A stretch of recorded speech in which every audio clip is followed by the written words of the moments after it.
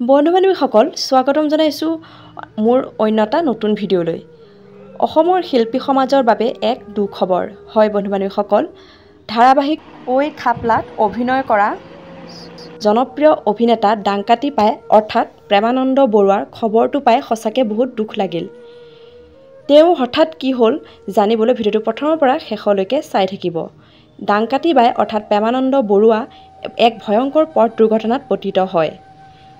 এই দুৰ্ঘটনা তেওঁ মংগলদৈ নিজ টাউনৰ ঘৰৰ পৰা গাঁৱৰ ঘৰলৈ গৈ থকাৰ অৱস্থাতে তেওঁ ৰাস্তাত এটা শিয়ালৰ সৈতে তেওঁ গাড়ীখন মুখামুখি হয় আৰু তাৰ ফলত তেওঁ গাড়ীখন হঠাৎ মাটিত বাগৰি পৰে আৰু বাগৰি পৰাৰ ফলত তেওঁ হাতত আৰু ভৰিত বৰ বেয়াকৈ আঘাতপ্ৰাপ্ত হয় আৰু তেওঁক লগালগ চিকিৎসালয়লৈ নিয়া হয় আৰু তেওঁক বৰ্তমান গুৱাহাটী এইমছত ভৰ্তি কৰা হৈছে আৰু তাত তেওঁক চিকিৎসাধীন কৰা হৈছে আৰু জানিব পৰা মতে তেওঁ আগতকৈ বহুত সুস্থ হৈছে আৰু ভগৱানৰ ওচৰত এই প্ৰাৰ্থনা কৰোঁ যে তাতে তেওঁ সোনকালে সুস্থ হৈ আকৌ অভিনয় জগতলৈ ঘূৰি আহিব পাৰে। ভিডিঅ'টো যিমান পাৰে শ্বেয়াৰ